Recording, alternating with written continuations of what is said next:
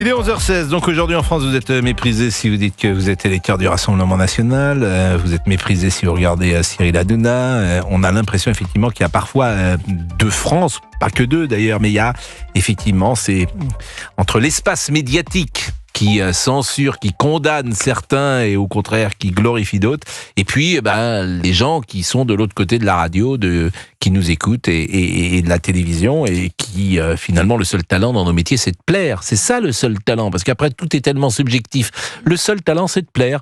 Cyril il sera cet après-midi entre 16h et 18h, on marche sur la tête et c'est les auditeurs comme toujours qui décide. Alors écoutez cet échange entre Thierry Ardisson et Sarah Salman, c'était hier sur France 5. Sarah Salman, elle est avocate, vous la connaissez peut-être parce qu'elle est nouvellement présente sur nos plateaux, notamment de CNews.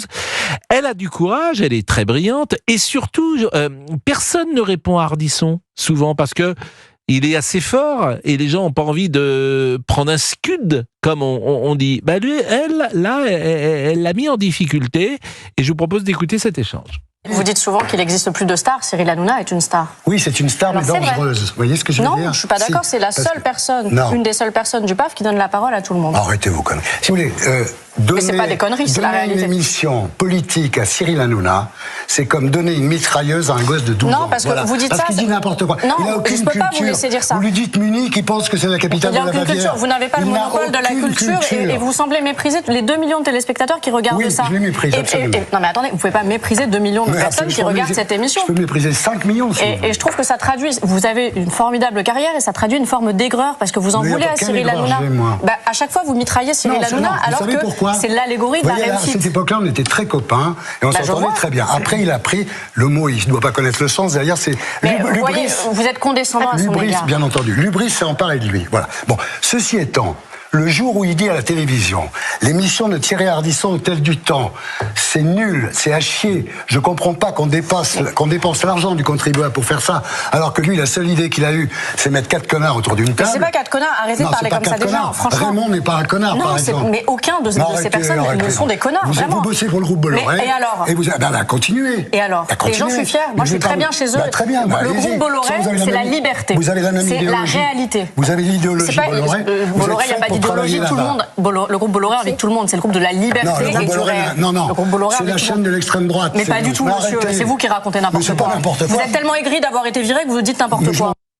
Bon, c'est ahurissant ce que dit Thierry Ardisson et je l'ai dit tout à l'heure sur CNews, j'ai pris mon téléphone et puis j'ai échangé avec lui. Dire que CNews est une chaîne d'extrême droite, que CNews roule pour Marine Le Pen, tout ça n'a pas de sens. Dire qu'il y a une idéologie, vous nous écoutez tous les jours, est-ce qu'il y a une idéologie? Nous parlons des sujets simplement qui font réagir les uns et les autres.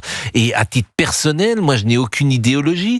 Et je pense que c'est vrai pour Sonia Mabrouk, pour Laurence Ferrari, puis qui sont Romain Desarts, je pourrais citer toutes les incarnations de cette maison, mais souvent, d'ailleurs, on le dit, politiquement, on se retrouve parfois d'un côté sur certains sujets. C'est mon cas, par exemple, sur des sujets progressistes. Je me retrouve souvent avec les progressistes sur la PMA, sur le mariage pour tous, etc.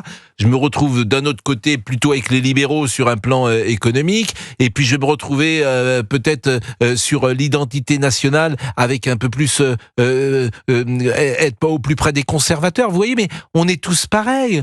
On n'est pas monolithique. Donc, je m'étonne de ces paroles de Thierry Ardisson. Nous sommes avec Marie-Christine qui habite Marseille. Je la salue, Marie-Christine. Je vous propose d'écouter Jordan Bardella également sur ces syndicats qui font pression sur la SNCF pour la sortie de son livre, parce que tout ça, finalement, va dans le même sens. Ils font pression, ces syndicats d'extrême gauche, sur la SNCF pour que la SNCF ne diffuse pas une campagne de publicité qui a été négociée par ma maison d'édition. Mais on voit bien là toute l'intolérance, tout le sectarisme, toute cette nostalgie de régime totalitaire qui habite aujourd'hui les esprits à gauche. D'abord, je les remercie parce que ça va très certainement faire de la publicité au bouquin, mais c'est quoi la prochaine étape? Ils vont brûler mes livres?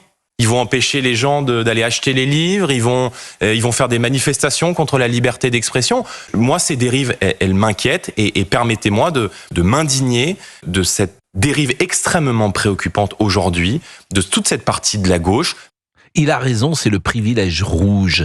La gauche, depuis toujours, est dans le camp du bien. Elle a tous les droits et elle trouve que c'est normal d'interdire les gens de droite de s'exprimer. Ça s'appelle le privilège rouge. C'est juste insupportable. Et écoutez Ramayad, ancienne secrétaire d'État aux Affaires étrangères, qui est venue donner la leçon vendredi à la France entière. Moi, je ne suis pas là pour diaboliser qui que ce soit, hein, et je mets pas, pardonnez-moi, je mettrai pas sur le même plan. Pour moi, l'extrême droite ne sera jamais un parti comme un autre, quel que soit le nombre de... Ils ne sont pas dans l'arc républicain pour vous? C'est clair, quel que soit le nombre d'électeurs. Pour vous, ils n'y sont pas? Non, parce que quel que soit le nombre d'électeurs qu'ils ont, je veux dire, c'est pas parce qu'on a 10 millions d'électeurs qu'ils ont le droit d'intimider tout le monde. Il y a aussi 50 millions de gens de Français qui n'ont pas voté pour eux, et nous aussi, ceux-là aussi, ils comptent. Bon, d'abord, personne n'intimide personne, mais je voudrais surtout savoir ce qu'est l'extrême droite aujourd'hui. Ça m'intéresserait vraiment beaucoup, parce que je le dis en permanence, la vérité, c'est que l'extrême droite, telle qu'on nous l'a appris dans les manuels de droit consti lorsqu'on avait 20 ans, cette extrême droite n'existe plus, sauf si Madame Ramayad me dit le contraire. Que je sache, c'est un parti républicain, le Rassemblement national. Que je sache, il ne remet pas en cause les élections. Que je sache, il n'appelle pas la violence. Et au contraire, il cherche à avoir le pouvoir par les urnes. Après, on est d'accord, pas d'accord, c'est autre chose. Marie-Christine, bonjour. Pascal, bonjour. C'est Marie-Christiane, d'ailleurs. C'est pas grave, je ne vous en veux pas. Je suis ravie de vous entendre et bon, j'ai écouté, évidemment, j'ai suivi toute la polémique. Moi, je vais vous dire, pour moi, c'est que du bonheur. Parce que, en fait, je fais partie des 11 millions de pestiférés. Donc, moi, plus on parle de nous comme ça, mieux c'est pour nous. Donc, franchement, qu'est-ce qu'on peut en avoir à faire de l'avis de Thierry Ardisson, de Ramayad et de la SNCF qui ne veut pas faire de pub pour le bouquin de Bardella? Mais on s'en fout, au contraire. C'est trop bon, quoi. Mais continuez. C'est trop bon pour dans 3 ans. Ça sera parfait. Non, mais la difficulté, j'entends ce que vous dites, mais l'espace médiatique, il pèse sur la formation des élites, des esprits. Et quand vous avez tous les artistes, tous les comédiens, tous les universitaires, tous les profs, tous les magistrats, tous les journalistes qui pensent à peu près pareil, bon, bah forcément ça interroge. Moi, je dis toujours, je fais ce métier depuis 88, il n'y a pas un journaliste qui vote pour le Rassemblement national, et j'en connais plein qui votent pour... Moi, j'en connais, mais ils le disent pas. Bah, en tout cas, c'est possible, mais j'en connais surtout beaucoup qui votent pour Jean-Luc Mélenchon. Hélas. Bah, après, ils ont le droit, mais c'est pas le souci. Mais l'extrême gauche, elle est très influente dans l'espace médiatique, et c'est ça qui interroge, et elle est surtout très intolérante. Je le répète, il a raison, Monsieur Bardella, un syndicat fait pression, on va voir d'ailleurs ce que va faire la SNCF. Parce que ça veut dire quoi au bout? C'est-à-dire que si le Rassemblement national passe dans 3 ans, les trains ne marchent plus? Ils feront plus avancer les trains? Mais c'est intéressant d'ailleurs comme positionnement.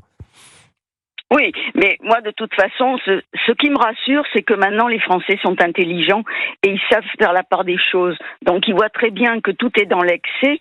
Et donc, je pense pas que ça puisse influencer vraiment ceux qui sont tout à fait convaincus de leurs opinions. Et moi, je reconnais que j'ai vu la séquence d'Ardisson. La chose qui m'a le plus dérangée, c'est ça m'a attristé. Je me suis dit comment quelqu'un qui était intelligent, brillant, peut descendre comme ça il a été extrêmement ordurier. Vraiment, c'est minable, quoi, parce que, comme vous le dites, il mérite mieux que ça. Et je pense qu'il y a une énorme souffrance. Voilà, il dit que Hanouna est dans l'hubris, mais lui aussi, il y a été. Le seul problème, c'est qu'il y est plus. Et je pense que ça, il doit très très mal le vivre. Voilà. Alors, ce qui est vrai, là où vous avez raison, mais moi je n'ose croire que ce soit le cas. Ce qui est vrai, c'est que dans nos métiers, c'est une drogue. La télévision, la radio, c'est une drogue. Généralement, c'est pas toi qui décides de l'arrêt. Soit t'es viré, soit tu meurs dans nos métiers. C'est rarement toi qui dis j'arrête. Bon. Et Thierry n'est plus à l'antenne, mais il a une carrière, et je le redis, je le place très haut. dans la télévision, Thierry Ardisson. C'est de la créativité, c'est de l'intelligence. Il a inventé un format des interviews que tu peux revoir à 20 ans de distance. C'était très novateur, l'émission qu'il faisait le soir avec, non pas la playlist, mais il y avait je sais plus comment s'appelait cette manière de faire entrer de la musique au milieu des phrases. Bon, je trouve que c'est un formidable animateur, il est cultivé. Bon, je trouve qu'il mérite mieux que ça, que d'attaquer Cyril Hanouna et d'attaquer CNews. Je lui ai dit d'ailleurs, ce que je vous dis, je l'ai eu hier au téléphone, je lui ai dit, mais tu vaux mieux que ça. Vraiment, je trouve que c'est dommage pour lui qu'il s'abîme en faisant ça. Bon, après, nos métiers, visiblement, fabriquent parfois des réactions comme ça, Marie-Christiane. Qu'est-ce que vous faites dans la vie, Marie-Christiane ? J'étais dans les médias. Ah bon ? Ah bah, mais vous voulez peut-être pas en parler. Pendant 30 ans. Mais vous voulez en parler ou pas ? Non. Hors antenne volontiers, mais pas à l'antenne. Bah oui. Non, mais c'est vrai que nos métiers, Lubris, tous ces métiers où on est... C'est la vie. Il est très facile de monter, mais c'est extrêmement douloureux de redescendre. Voilà. Mais personne n'aime redescendre, vous êtes marrant. Moi, si on me vire demain matin, vous croyez que ça me fera plaisir ? Non, je serai comme les autres, je serai triste.